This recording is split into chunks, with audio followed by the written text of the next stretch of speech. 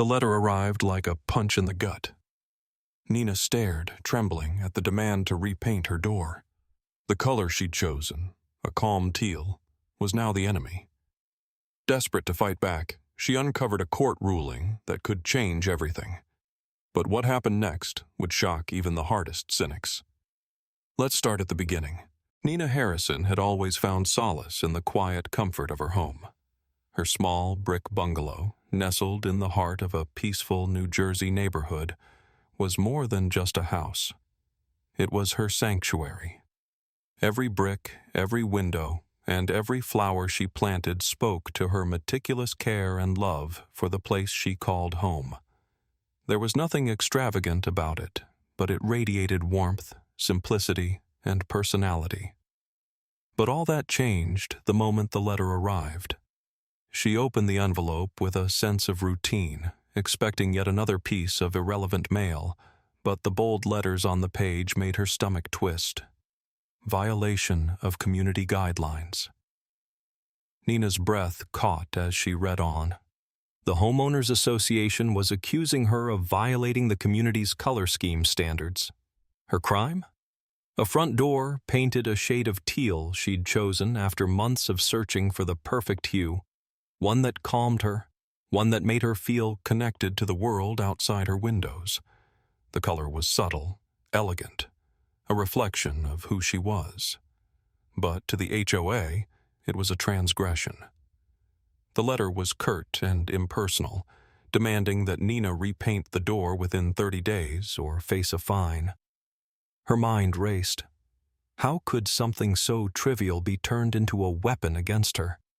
This was her home, her space to be herself, yet the HOA, in their cold, bureaucratic way, wanted to strip that away. She felt the weight of their words sink deep into her chest. Repaint or pay. They weren't just demanding a change of color, they were demanding conformity. The more she thought about it, the angrier she became. The hours she'd spent researching the right shade, working with an artist to achieve the perfect blend. It wasn't just a door, it was a statement. The door wasn't the problem. It was their control over her life that felt unbearable. Nina gripped the letter tightly, her pulse quickening. They'd crossed a line, and she wasn't about to let them dictate the color of her soul. Nina's anger simmered beneath the surface, a quiet but searing rage that only intensified the more she thought about the HOA's actions. It wasn't just about the door. It was about the relentless, petty control they exercised over her and, as she discovered, many others in the neighborhood. She wasn't the only one to color her house with something unconventional. In fact, several homes were painted in hues that barely passed for approved. Yet they weren't being targeted. No, it seemed that the HOA had singled her out, and that infuriated her even more. As she pored over the HOA's community guidelines, Nina's sense of injustice only grew. There were clear loopholes, clauses that allowed for discretion, that offered the possibility of exceptions. But instead of applying those, the HOA had chosen to enforce their rules to the letter, without consideration or fairness. They had no desire for compromise, no empathy for her personal expression. To them, it was all about power, about making sure everyone fell in line. Nina couldn't stand their authoritarian tone.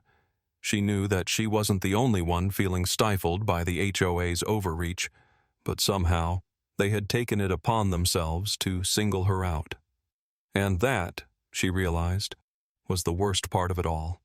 The arrogance of a group that thought they had the right to dictate her life, to control her choices with such an iron grip. One evening, after several restless nights of fuming over their injustice, Nina made up her mind. She would confront Richard Monroe, the HOA president, at the next community meeting. Monroe was the epitome of arrogance, a man who relished his position as the self-appointed leader of the neighborhood, acting as though his word was law. When the moment came, Nina stood in front of the crowded room, her heart pounding with the adrenaline of confrontation. She pointed out the hypocrisy, the unfairness of the rule, and the ruthless way they were enforcing it. But Monroe didn't flinch. He merely leaned back in his chair, his smug smile growing as he stared her down. His words were dismissive, his tone condescending, yet they ignited something in Nina. This wasn't just about a door anymore. This was about standing up to tyranny. Frustration gnawed at Nina as she paced the small living room of her home, the weight of the HOA's demand pressing down on her shoulders like a relentless storm. She had tried reasoning, tried to appeal to their sense of fairness, but all that had earned her was a dismissive smile from Richard Monroe. There was no way she was going to let this go. No way she was going to repaint her door just to appease their petty rules. But what could she do? Desperate, Nina reached out to a lawyer friend, hoping for some guidance. The conversation that followed would be the turning point she so desperately needed. Her friend, a seasoned attorney, informed her about a recent court case in their state. A case that could change everything. The court had ruled in favor of a homeowner who had fought back against similar discrimination from an HOA. The ruling was clear. An HOA could not arbitrarily enforce rules without clear, documented guidelines, and they could not impose fines without allowing homeowners a reasonable amount of time to make necessary changes. The decision was a powerful blow to the unchecked authority of these associations, setting a precedent for anyone who had been unfairly targeted. Nina's heart raced as she absorbed this information.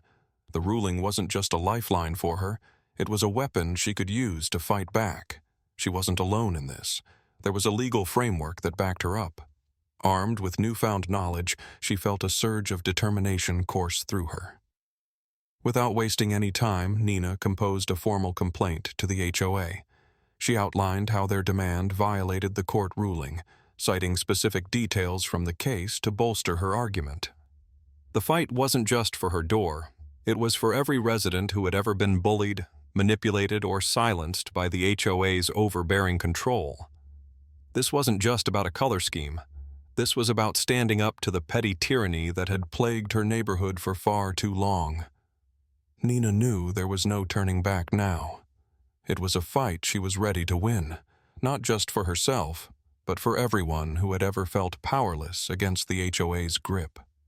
The court date was set, and Nina stood strong in front of the judge, presenting her case with the help of her lawyer. She detailed how the HOA had targeted her unfairly, how their demands were unreasonable, and how their rules had no legal standing in the face of the new court precedent. Richard Monroe tried to argue that the HOA was within its rights, but the judge disagreed. It turned out that not only did the judge rule in Nina's favor, but he also imposed a fine on the HOA for attempting to enforce arbitrary rules.